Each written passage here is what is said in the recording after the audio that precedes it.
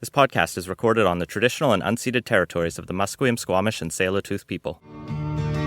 British Columbia, I've seen your mountains high, seen your pretty rainbows and your blue crystal skies, watched your winding rivers as they flow around the bend. To me you're not a stranger, you'll always be a friend. Coming to you from the West Coast, this is Politicos. Today is June 11th, 2020, and this is episode 193. I'm Scott Deloneboom. And I'm Ian Bushfield. On today's show, we continue our deep dive into policing in British Columbia. Thank you to the 99 people who contribute every month to support the show. Unfortunately, we lost a couple of you in the past week, so we could definitely use more support to keep making this show possible. Join the almost 100 contributors and help keep us growing at patreon.com/politicos. For the duration of the crisis, we're continuing to keep our patron Slack open to all listeners and supporters. Visit leginmedia.ca for an invite.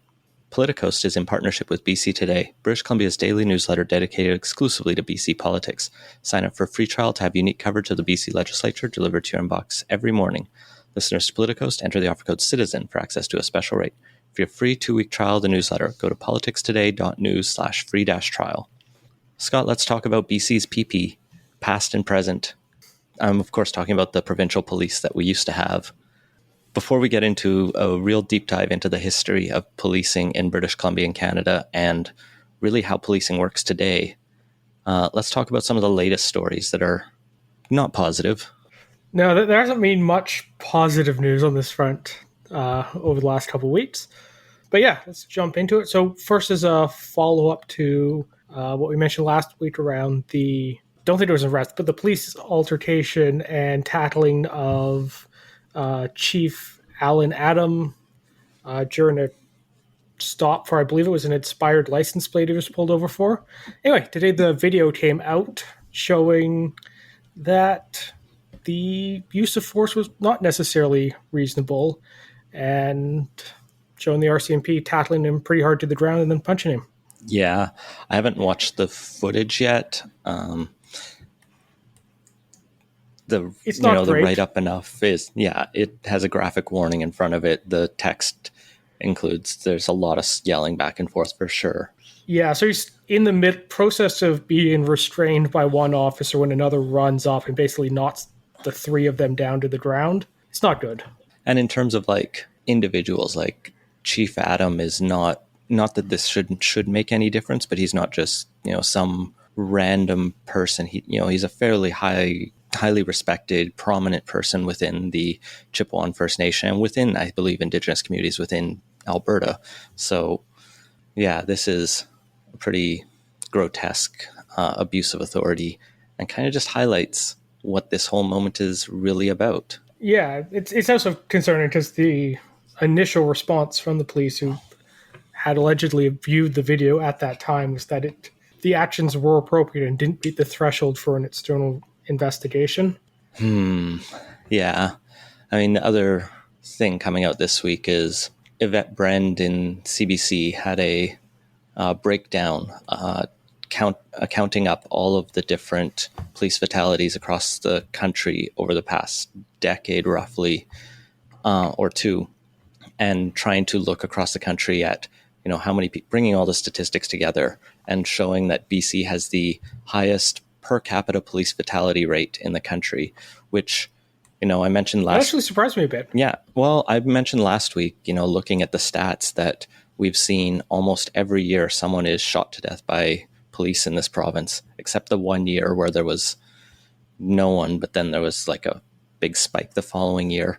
Yeah, I still would have guessed if you'd asked me before looking at this. I probably would have said Ontario, but that's probably just because more stories come out of there because there's more people and therefore more police.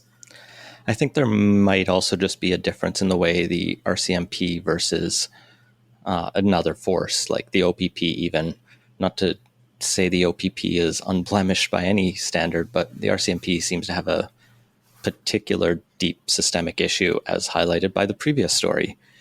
It all goes to show there is a problem, though, and there's a lot to be dug into. Yeah, there sure is. And so I wanted to almost start this conversation a bit more with history, because one of the things I've been thinking about is how there weren't always police.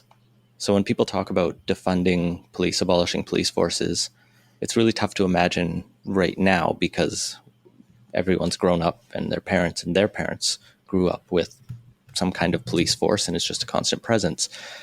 But, even just a cursory dig into the history shows that what we know today as municipal police forces didn't really exist prior to the 17th or 18th century in Britain and France.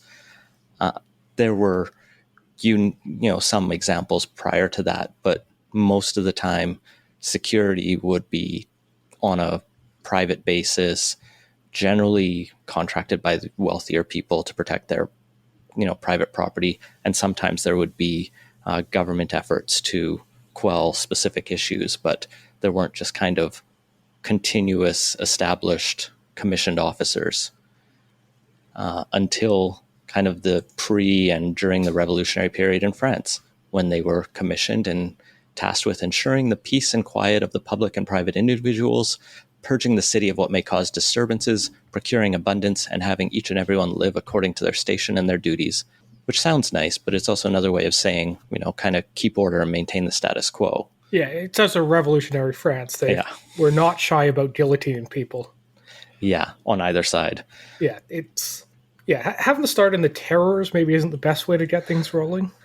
And it's actually really interesting because when you read about the introduction of police into Britain, it was largely opposed in many towns. There's a poster on the Wikipedia page about police from this Welsh town that's talking about how they don't need police. They don't want to have to pay £200 a year in that era for a police force. And they had their own little trial where they found that, if everyone just behaved themselves like a good Brit, there would be no police. And it's only criminals who actually want to bring police in. That's a hot take. Or I guess the point is there was not a big initial swell for it, except from a business class, merchants, people particularly who had large stocks of inventory that were being raided quite regularly, who had to largely run their own run their own security or hire security, and so it was a massive cost. So in a way, you could almost look at it as saying, well, how can we make the public pay for the protection of our private property? Sort of nationalize the expense. I suppose that's a way to look at it, but public safety really is a public good in the true sense of the word. So that, if anything, more seems to be the impetus for expanding state capacity in that role more than anything else. And then when we look over at the founding of Canada, the Dominion Police and eventually Northwest Mounted Police were established in particular to pretty much, create and maintain order over Rupert's Land and the newly acquired or claimed territories, clear and ensure security of the protection of the CP Railway, relocating Indigenous communities, and this defense against U.S. invasion, which is kind of more of a military purpose. But the RCMP has always had this weird 2 to 3 extra roles that a municipal force doesn't have, because there also are there are CIA. Or no, sorry, there are CSIS FBI. you're thinking of. CSIS is our CIA, yeah. But they perform multiple roles. Yeah, the stuff the FBI does in the States, they do that here, as well as local policing. Here in British Columbia, the British Columbia Provincial Police were established even before the province joined Confederation in 1858. This guy, Chartres Brew, was appointed Gold Commissioner and essentially became the de facto chief constable and was eventually named the head of police of the colony. The Gold Commissioner, I had to figure out what this was. He was responsible for issuing mining licenses and making sure that the resources got allocated in some way. Yeah, I mean, when I hear that, I immediately think of the gold rush. So that makes a lot of sense. Yeah. And so he was responsible for maintaining security, preventing potential rebellions, again, defending against possible American incursions. There's kind of the two points of view on the founding of police in Canada. One is kind of, I think the story most are familiar with, this establish order, develop relations, and there are plenty of actual good examples of positive relations between Northwest Mounted Police and Plains Indigenous communities in particular. but there's also a really dark side to it as well. Especially once the Indian Act is passed, the police and the RCMP eventually, or the Northwest Mounted Police, are responsible for enforcing it and, making sure the Indigenous people aren't drinking, rounding them up, really subjugating them. The famous Kent Clarkman, I believe it is, painting of dragging Indigenous children off to residential schools. All of that is deeply tied into the history of the Mounted Police. And so eventually we get to 1950 and we still have the British Columbia Provincial Police. And it's not clear exactly what happened because Hansard didn't exist at the time, so we don't know why a bill was passed to disestablish the BCPP and replace it with the RCMP. What we do know from reporting of the time is that it was unpopular. Apparently, Burnaby Council stated that they're not going to have mounted police in this town, and they confronted the RCMP when they came to occupy, or I guess work out of the old stations. The suggested motivations for the move are possibly just financial. A lot of provinces thought they could save money by going to the RCMP. There's a suggestion that maybe the federal government wanted all the provinces to have RCMP so that they could unify an anti-communist strategy. This is height of Cold War. And maybe the Socreds at the time just wanted to prevent unionization of the BC Provincial Police. In any case, we got RCMP and we've had them since, at least on the provincial level. There are still a few municipal police forces that we'll get to that are different. Yeah, but let's move on to kind of present day police in Canada. So looking at Canada as a whole, we have about 185 police officers per 100,000 residents in Canada. It's 182 in BC. And we actually look at where that stats up internationally. It's fairly low down on the list. We have fewer police per capita than the US, Australia, Japan. A lot of our peer countries that have more police than we do on a per capita basis as well. And we're kind of around, Denmark, Norway levels of policing. And then just some quick demographics. 8% of police in Canada identify as visible minority. 5% are Indigenous and 22% are women.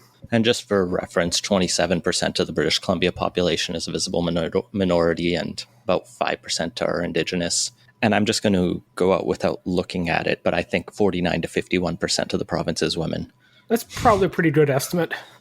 I like guessing that one. On the numbers of police officers, I've heard from a number of police forces, and it comes up regularly around budget time that many of them have been fairly stagnant in terms of the size of their force for a while, or at least stagnant in terms of per capita. And I looked up some of the federal stats, and that seems to hold nationwide. Yeah, so if you look at the federal stats, police forces really peaked in the early 70s, and then there's another small peak around 2010 before dipping down below the 200 per 100,000 line. Nevertheless, in every municipality, just about the cost of policing has outpaced inflation quite regularly. I think in Vancouver, they're regularly asking for somewhat like double inflation in terms of budgetary expenses. And part of that is growing salaries, but also the increased costs of the gadgets, equipment, and in particular, the civilian staff, I think, has really grown as well. The police bureaucrats, I guess, the people who work behind the desks as non-commissioned officers. I'm not sure that non-commissioned officers, the technical term, but basically civilian staff. And so police in British Columbia are governed by the Police Act. This is a bill that's been around for quite a while. It stipulates that every municipality with at least 5,000 people must have law enforcement. Those communities must have their own law enforcement. Communities under 5,000 just are policed by the RCMP through the province's contract. So any municipality has the choice of forming their own police department, like the Vancouver Police Department. There's about 12, I believe, serving 13 municipalities.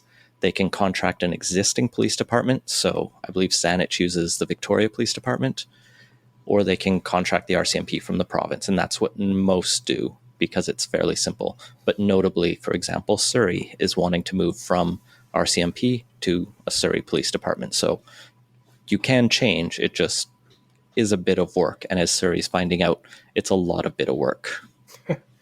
Yeah, they've been doing that for a couple of years now, and it's been slow going. So if you have a municipal police department, you have to have a municipal police board.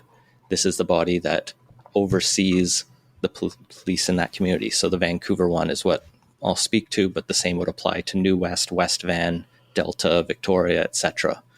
In this case, the police board is made up of appointed civilians. It's chaired by the mayor of the community. It has another person appointed by the municipal council, and then there's up to another 7 people appointed by the province. So it's not democratically elected, but you can say it's kind of indirectly in the way that the leadership of any government agency that's appointed is democratically indirectly appointed. The board members are generally pulled from a variety of backgrounds. They are volunteers, but they get their training and travel expenses covered, so they're not paid. They are required to determine priorities, goals, objectives, and the budget for the police department. And they do all this in consultation with the chief constable of that police department. Yeah, the budgets are particularly interesting in that they're one thing the city councils actually don't have that much direct control over. So the budget gets set by the police board and then gets submitted to the councils for approval. But if the councils say no, that isn't the end of it. It goes up to the provincial government, and the Solicitor General then gets to make the decision on what happens with the budget. And you've had cases where police departments have submitted a budget, city councils have said no, and the provincial governments overruled the councils. Yeah, the police board does have to kind of request that review. So, November 30th, the Vancouver Police Board sends its budget to council. Council then each council has to finish its budget by, I believe it's the end of April. It was a little bit different this year because of all of the COVID-19 issues, and that just blew up everyone's budget anyway. Council can decide line by line if there's anything they think should be struck. But like you said, the board can insist on a review, which goes up the ladder. So this is where there's kind of this debate right now in Vancouver where council wanted to see a 1% cut to the police budget, but that wasn't actually, as far as I can tell, a formal demand so much as a, hey, we're in the middle of a pandemic and everyone needs to tighten their belts. Could you find some savings? And the police board said no in this case. Vancouver Council, as far as I could tell, could insist on a special amendment to the budget. More likely it would have to come on their review of the police budget at the end of this year, start of next year, for next year's budget. But again, it could be that the minister just overrules them. And so you get this weird, municipalities don't actually have a lot of strength.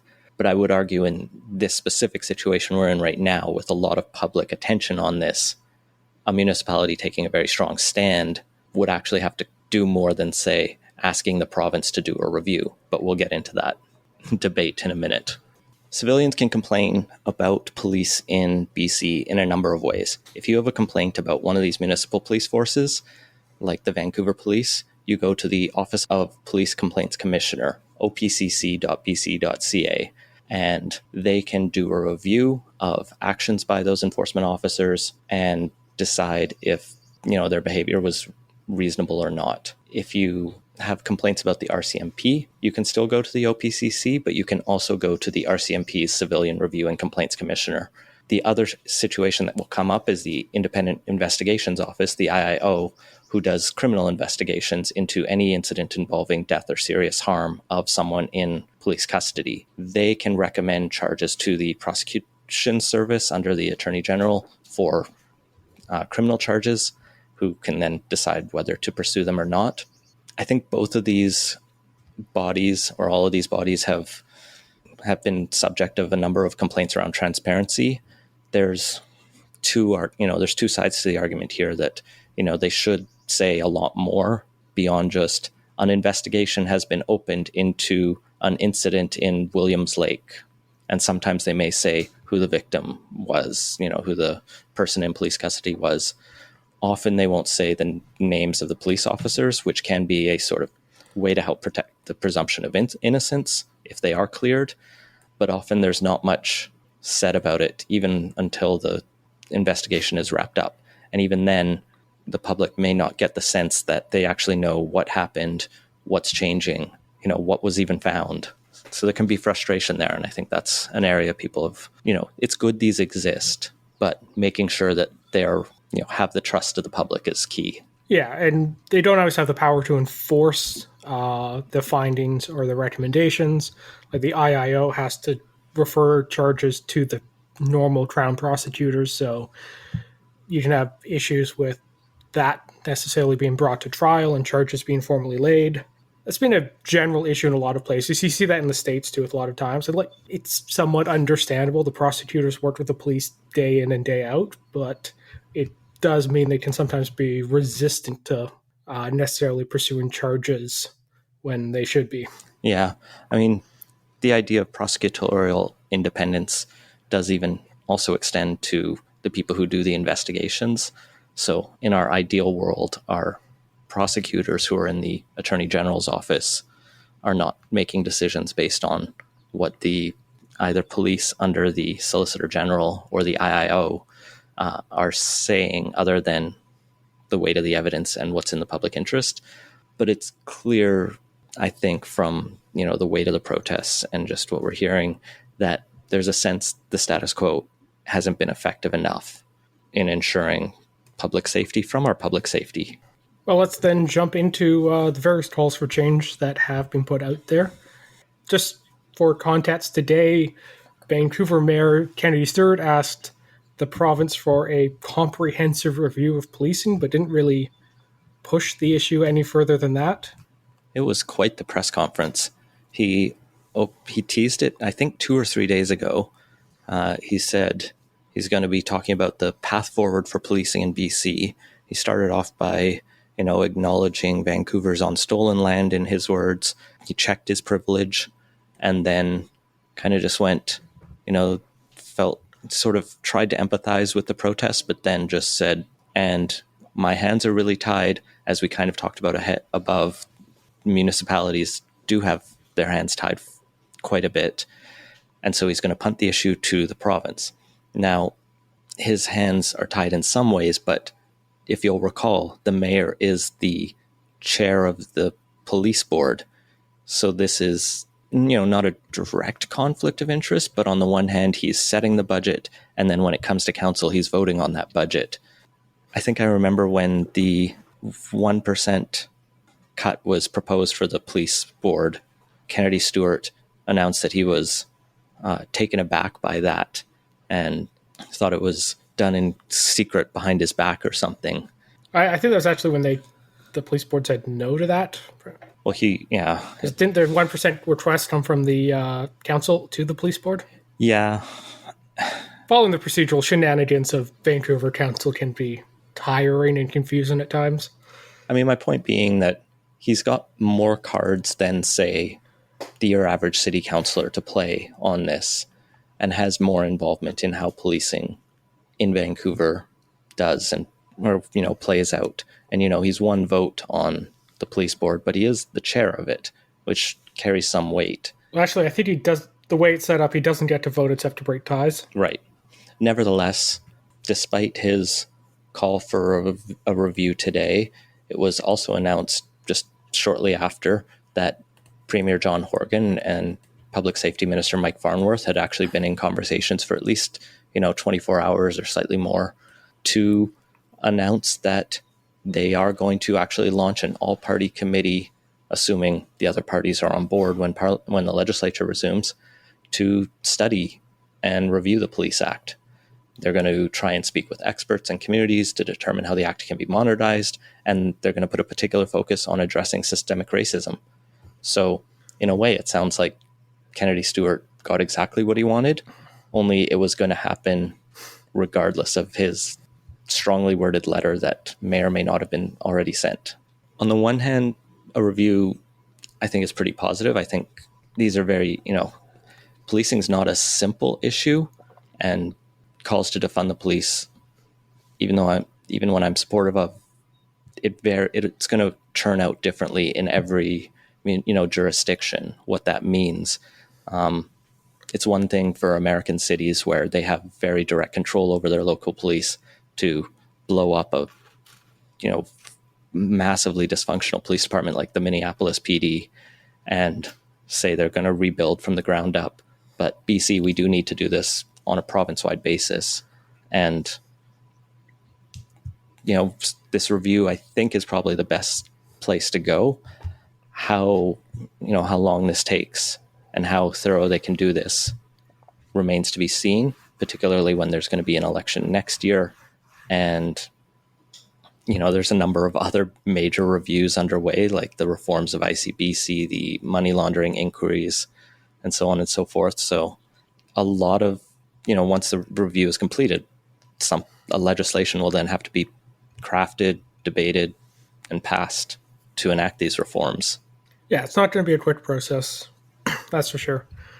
But let's actually dive into what some of the calls for the reforms are and what various groups are calling for and whether or not that's going to be particularly feasible. You kind of hinted off at the start there about the calls to defund the police, and that's a slogan that's been out there quite a bit, but not one that I think is either practical or necessarily good politics either.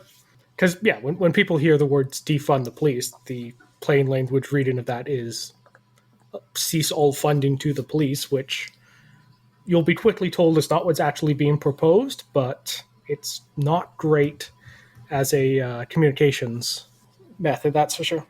Most people I've heard who say it and say it seriously do mean that. They actually do mean, let's get it down to zero? In the direction of going down to zero. So Sandy Hudson has said that very clearly. A number of other, Black Lives Matter activists are on the... I have seen quite a bit of pushback when the concerns are necessarily raised about, well, what do you do about violent crime? Are you basically giving up the state's monopoly on violence? All of these things. The immediate response has been, from what I've seen, is no, we're not actually getting rid of those. We just want to reduce funding. I think part of the challenge is that, there's a lot of different people taking up the flag right now. And just in terms of political effectiveness, when you have people rallying to a cause, even if they have slightly different visions of what that cause might ultimately end up as, it does show there's an effective argument at the core. I think, police abolitionists are, one end of the spectrum who say defund equals, 100% down to zero and redirect that money into other systems. There's a lot more, I'll say, centrist or, liberal rather than left visions that are less radical, who might go, a 10% cut, a 40% cut. Let's move this or move that. Yeah, they all agree on where to start. And so I think that's where the political success is. Yeah, the language and framing around this, I think, has been not great. And it seems to have more or less emerged as a result of kind of the intra-left fights between the moderates and the radicals about whether to defund or reform and the various connotations of that. But I think once it's spilled out from that into the general discourse, it's been less than helpful. But let's actually dive into the various things. And I kind of want to, before we get into the individual calls, kind of take a moment to think about the various things that are being discussed here, because a lot of it's all been kind of lumped together in defund, abolish, reform. And there's a lot of separate individual problems and sets of solutions that don't necessarily address the same things. So you have like reducing the unnecessary use of force, and that can be everything from better training, having rules around de-escalation, and explicit use of force guidelines and continuum. You have issues around accountability and transparency, and that involves accountability for police officers to their supervisors, reporting misconduct among the police officers, transparent reporting, like we talked about earlier with the various investigation services that do investigate and attempt to hold the police accountable. And then there's also problems around trying to reduce the potentially hostile or conflict-heavy interactions between police and members of the public. And then there's also, in addition to all that, trying to reduce the disproportionate both force as well as unnecessary interactions that specifically target racialized communities. Like, each of those is kind of a separate problem area with separate solutions, and it isn't all that helpful to kind of lump it in together, because how you tackle one isn't necessarily going to be the same as the other. Well, there's also an element of each municipality or each jurisdiction has slightly different issues with policing. Nevertheless, I think the unifying feature of them all is a disproportionate impact on, in particular, racialized Indigenous people. Generally, like we were discussing with Stephanie Allen last week, an over expenditure without the necessary evidence that it's accomplishing what we think it's accomplishing. So right now, I don't even think we have a good sense of what the police are actually doing versus what people think they're doing. So the issue of violent crime comes up a lot, but we don't have a lot of violent crime in Canada. In BC, it does happen, but most calls the police get are not for violent crime. They're related to drug use. They're related to people with mental health issues. They're related to minor property incidents. So the only times I've called the police have been when, my building's been broken up or broken into, and they respond, a couple hours later to take some statements, write some things down, and then there's no follow-up. In some cases there is, but most of the time, we had this discussion in our Slack. A few people were talking about their interactions with the police, even as white men, and found that they were largely disappointing at best or useless. In which case we're going, what are we actually getting our money for? So starting to take a critical look, I think, at policing as an institution on the whole is valuable. And then we can start to break down what are the specific solutions we need, particularly if we start to rethink that institution and what could be handled in other ways. So we're kind of in a situation that I don't think anybody really set out for us to be in, where a lot of people's first mental health interactions end up being with police officers, and that's far from ideal. The police don't have the training for it, and they shouldn't be the ones doing it, but that's just kind of how things have developed. And so it makes a lot of sense to try and remove the police from that situation and put in social workers and mental health workers as the first point of contact. And then there's also been things I've seen raised in the last couple of days about maybe traffic enforcement should be taken away from the police and moved into its own dedicated service. And maybe there should be more automated enforcement and less in-person enforcement. I mean, even in terms of violent crime, it's not clear how effective the police have even been at reducing or preventing or responding to that. Serial killers, when they target, and they generally do target marginalized people, whether it's sex workers in the downtown east side in the case of Robert Pickton, or people in nursing homes, as was the case in Ontario in one case, or racialized people in Toronto's gay district in the Bruce MacArthur killings. In each of those, the police were slow, or in the case of the nursing home murderer, didn't know about it until the murderer confessed.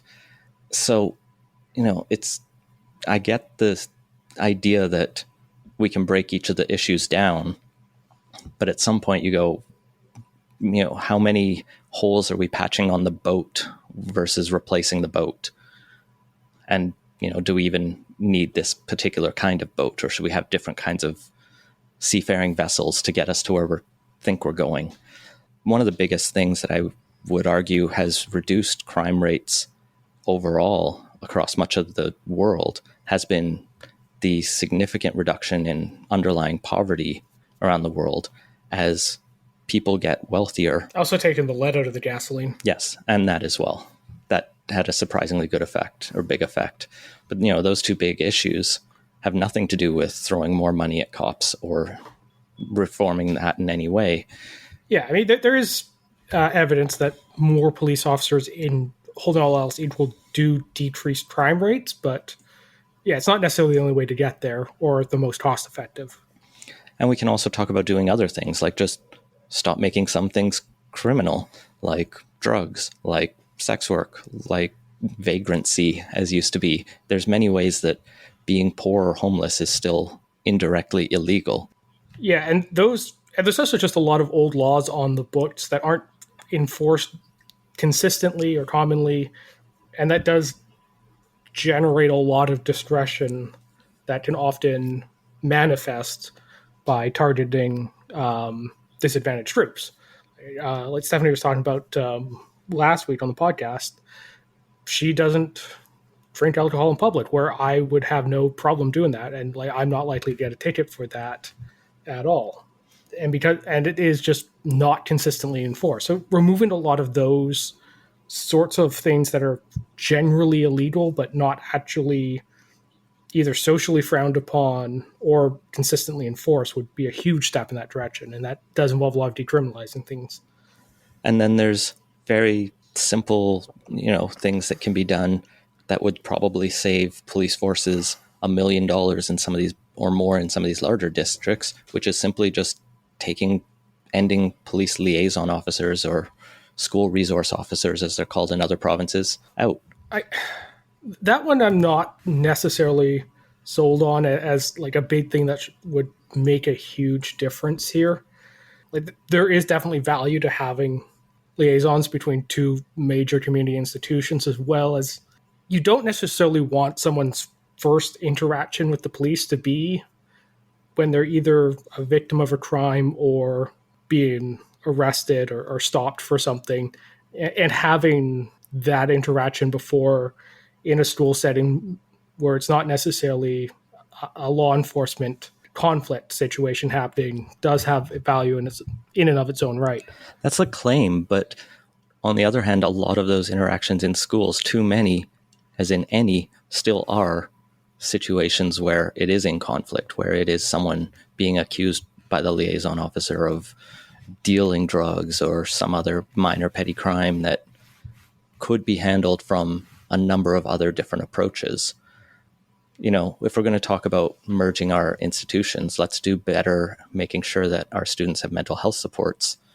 Like, in terms of what our priorities in our schools should be, I don't see why, if we were redesigning it, if cops weren't in schools, I don't know who would suggest it as the first thing, the priority we should take on, especially when each officer in a school who is assigned there full time is well over $100,000 in expense. Like, if we're throwing $100K at a school, I think we can get better value for our dollar at a minimum than that. Yeah, I'm not necessarily sure it should be a full-time position, but and this is admittedly coming from my own perspective, which is not going to be representative, but I have fairly fond memories of the Constable Ravi, who was assigned to my school in North Saanich, and I do think that was actually generally a pretty valuable thing to have him there. And a lot of there weren't many negative interactions with the student body there. So, this is, like I said, my own personal experience, but I don't think it has to necessarily be a bad thing to have some liaison there. But how it's done, and not necessarily every school does it well, and that definitely needs changing.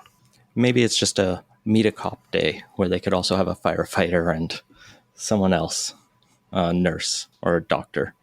This conversation is definitely going to continue. There's a lot of resources out there to read. We'll put a few links in the show notes, but I encourage everyone to just keep reading, keep listening, and keep thinking about these issues, and send us your feedback and what else you think we should talk about or discuss. One of the interesting things that I don't think we really have the time to get into, but labor economist Rob Gillizo had an interesting thread about some of the work he's doing on police unionization, which is its own giant complex issue. But what he's found is that as police forces, and I believe this is particular in the US, unionized, the amount of police killings went up, particularly for non-white victims. So more police unions equals more cops killing black people.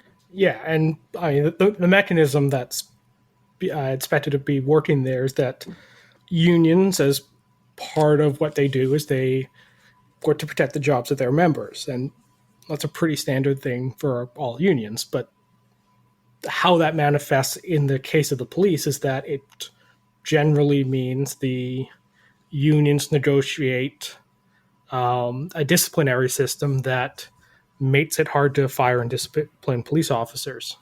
And that obviously has some pretty negative repercussions, especially in a situation where like police officers are entrusted with the responsibility of carrying a lethal weapon and using that only responsibly and never unnecessarily. And if there isn't the accountability mechanisms that actually have teeth, that can end quite badly for quite a few people.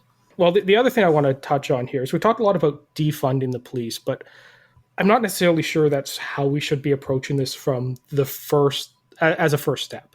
Like I kind of touched off earlier, there's a bunch of different problems, and the solution to each of them is going to be a bit different, and not all of them can necessarily be addressed by reducing funding, and some of them may actually require an increase in funding. Like police in Canada gets somewhere between, I think, 20 to 30 weeks of police training. I think the RCMP is higher end around 29, but overall that's not a huge amount of training, and more time can be spent on de-escalation, dealing with various circumstances, improving use of force training. And there's just a lot of things like that would be really good to have, I think, but that is going to cost more money, as well as perhaps strengthening the various oversight bodies, giving them more teeth, more resources. That's also potentially going to cost more money, as well as, we talked a bit earlier about how people don't necessarily feel the police are always helpful and that crimes go unsolved. That one may be more of a case of reallocation, but putting more resources into the investigative aspect of police officers and policing may be more beneficial, and depending on how the details of that shake out, that may actually cost more money than it does to just have police officers out on patrol doing traffic stops. So all of these things together may require more resources, may allow us to reallocate, may allow us to just cut altogether. And it's not necessarily clear that it's good as a starting place to latch on to defunding or reduce funding or whatever the slogan ends up being. It would, I think, be better to start with the kind of solution you're trying to get, or probably trying to solve, and then work towards the solution. And it's far from clear that a lot of how this is being discussed is going about that approach in that way. I mean, the problem is police killing Black people. And the hashtag defund the police has largely started a conversation which raises a number of these issues. So, on those counts, it's at least working and effective politically. Whether that ends up being the ultimate solution, that doesn't matter to the fact the slogan got people talking, how they weren't talking before. People are talking about it, but a lot of that is going and actually having to explain what the slogan means. And we haven't really dived into the politics too much of this. We've kind of been more talking about the policy angle, but there are going to be political aspects to it. So people are going to have to run on campaigns around this. And down in the States, I've seen Joe Biden take the Democrats take some flack for not jumping on this and adopting it. But it's going to be real tough if you're running on a defund the police slogan outside of a few pretty liberal cities. 60% of Americans supported burning a cop station down. Politics has changed pretty radically, pretty quick. Yeah, but that's also at the very height of this, and that's not necessarily going to hold out too long. So I looked at what the actual levels of support for police are. In Canada, it's 2/3 have trust the police and have a positive view. Visible minorities have a lower percent, but it's still net positive. The US is a little lower, but in general, the police have generally been a well-respected institution, and that's obviously that's obviously changed recently, but it's starting from a very high bar, and we do have to move on. But there's going to be real questions about if you actually take away the roles of some of the police, what fills them, especially when it comes to issues around violent crime and whatnot. Well, moving into quick takes, there's been an update on the two health crises in BC as numbers came out today around the overdose deaths in BC for May, and unfortunately, there's been a record 170 deaths within the past month, which exceeds the previous height at December of 2016. Yeah, prior to COVID-19, it looked like we were starting to bring the number of deaths down from each month after month. But for the past 3 months, we've had over 100 people die from illicit drug toxicity each month. There's been too many deaths this year, too many deaths in total. The chief coroner, Lisa Lapointe, said today as part of their statement, were it not for the dedicated efforts taken to date, the death toll would be higher. We continue to build further on access to safe supply in BC for regulated evidence-based supportive treatment and recovery system as important pillars from preventing future deaths. Basically trying to highlight that, the province has taken a number of steps recently around expanding access to safe supply. People who helped co-author those guidelines, including Garth Mullins and a number of activists, described them as a clusterfuck. The idea, as we talked about a few weeks ago with Sasha Malecki, is a positive one. It is about harm reduction, but I think the ultimate rollout hasn't been as effective as I think advocates were hoping. I think only 100 or a few hundred people have really benefited from this. I mean, the big positive takeaway here is there still have not been any reported deaths at supervised consumption or drug overdose prevention sites. So these harm reduction techniques do work.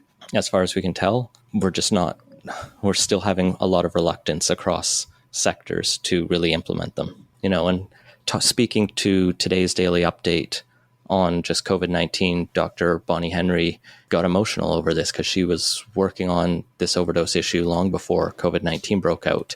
And the fact that it looks like we're backsliding on it is frustrating as people don't have access to the same drugs because the borders are closed and are generally taking more at home alone where it's way more dangerous.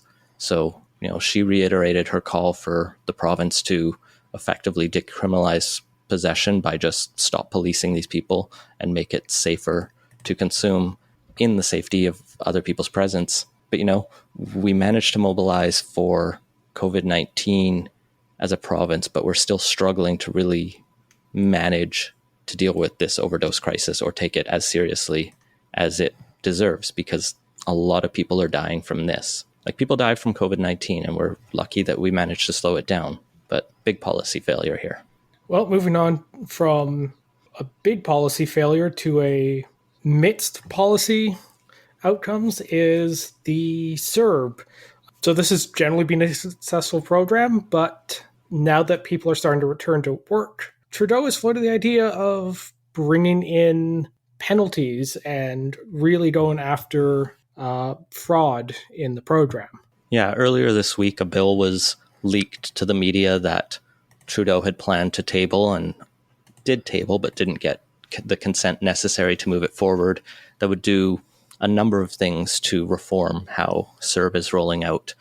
Specifically, it would create fines and criminalize those who fraudulently applied for it. It would make people ineligible if you refuse to go back to work when it is reasonable to do so and your employer asked, or if you're self-employed and refuse to work, or if you decline a reasonable job offer. This is something I think the Conservatives have been pushing on more and more, this disincentive to work that these types of programs are claimed to create.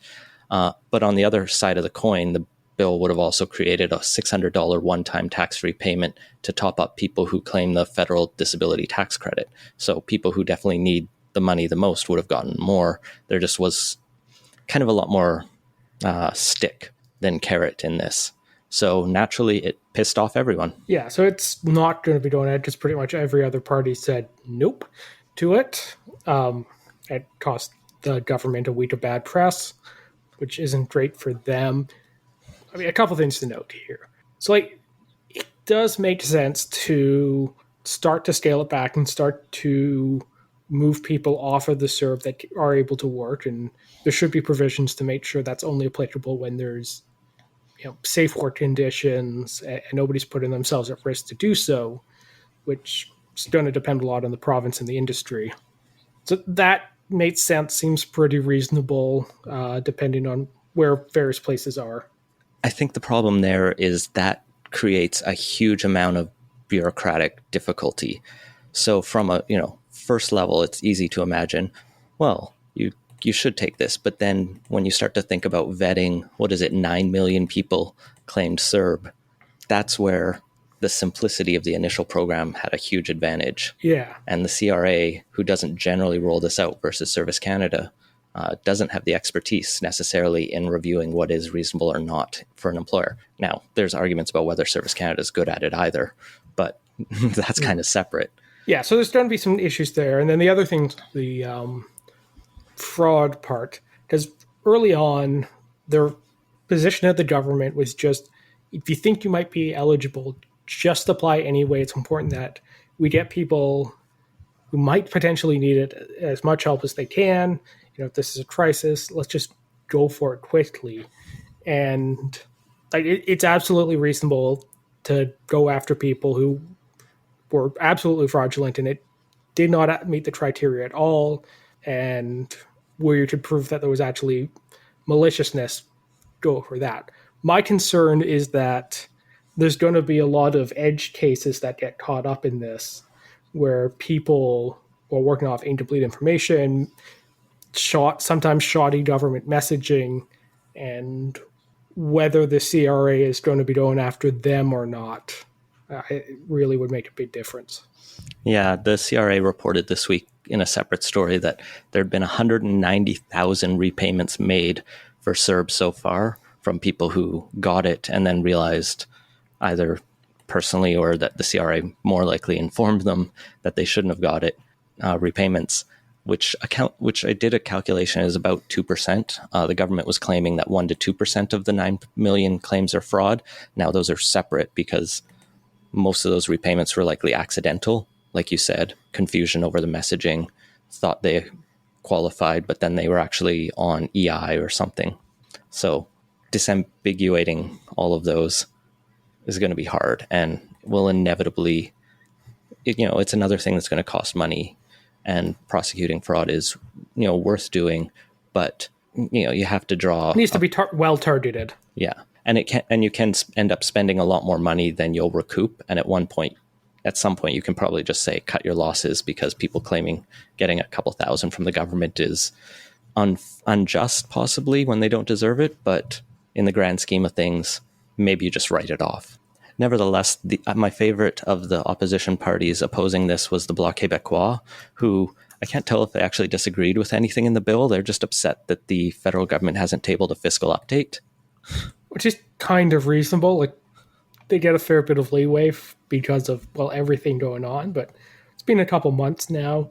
At least something being put to Parliament would be good. Yeah, the government says numbers are being updated to the Finance Committee regularly, but that's not a full picture or budget of what the health of the country is. Yeah, and now that we're not in the part where we're rolling out a new program every 3 days, there's time to actually do the accounting on it and get a fiscal update out. But this bill is dead because it, significantly failed to meet the unanimous consent by quite a bit. But one thing the federal government was able to roll out, and this happened right after we complained about them not giving much money to cities or provinces last week, was that $14 billion announced on Friday is going to provinces to help them safely restart economies. As well as, in theory, to support local governments, but it's going through the provinces, so who knows how effective that's going to be. Yeah, there weren't many details on this money, and Doug Ford was pretty critical because he pointed that their province is looking at a $23 billion shortfall. So it's clearly insignificant if it's meant to fill all of the province's fiscal holes, which I can sympathize that the federal government isn't responsible for 100% of the province's problems, particularly Doug Ford's, but this isn't a ton of money, particularly when you look at the challenges cities are facing. Yeah, that's the real thing. Like, this was partly pitched as a way to help cities, but by the time it makes it through the provincial governments, that with the possible exception of Newfoundland's, which is teetering on the edge of insolvency, have the ability to just borrow their own money. to help cover off some of these where cities don't. And if the provinces scoop up a good chunk of that 14 billion, it could leave cities that are shortchanged, well, still very shortchanged. So, I mean, it's something, but there's still a lot of work to do on it. And finally, the story broke yesterday from Robert Fife at the Globe and Mail that Foreign Affairs Minister Philippe Champagne has 2 mortgages valued at a combined total of $1.2 million with the state-owned Bank of China. These are 2 properties in London, UK, that were taken out in 2009 and 2013 when Mr. Champagne was working in London before he entered politics as an elected MP. And these were disclosed when he was elected to the Ethics Commissioner, and I guess nobody looked in the 5 years since 2015 before now. And the stated reason of why the loans were from the Bank of China rather than another bank was that it was hard for him as a Canadian on a temporary work visa to the UK to get a loan from a UK bank. I can believe that. I lived in the UK for a couple of years, and even with a British passport and citizenship, I had to prove I had a job before and money coming in before a bank would open an account for me. And I was like, but I want to put my money somewhere in this country. So I get they have pretty stringent requirements around working on the British bank side. I don't know that Canadian banks would have backed him as well for a foreign property. And that leaves the question of, where do you go? And reportedly, I guess Bank of China probably had some good rates, and maybe it just seemed like the simplest thing.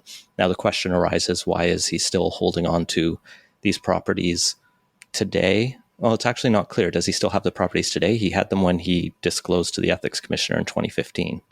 As far as I can tell, he still has the mortgages with the Bank of China, so presumably still owns the properties as well.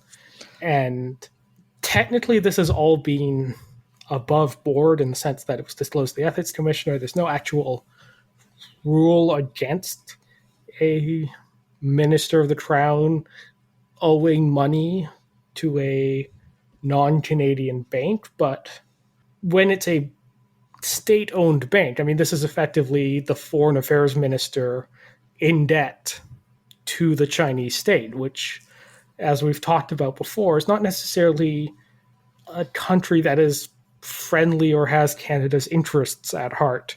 And even if it's not technically against the rules, it's at the very least seems to be improper and not something that should be happening. I struggle to care about this story along those lines. I get the argument. At the same time, the fact it's coming out now just seems like a kind of new rush of not quite sign of... You mean politics is back on after 2 months but it's in light of discussions around Huawei and Meng Wanzhou and recent articles around saber rattling back and forth between Canada and China. And so it's within a realm of a media atmosphere that's a bit more, not quite xenophobic, but openly critical of China than it was several years ago.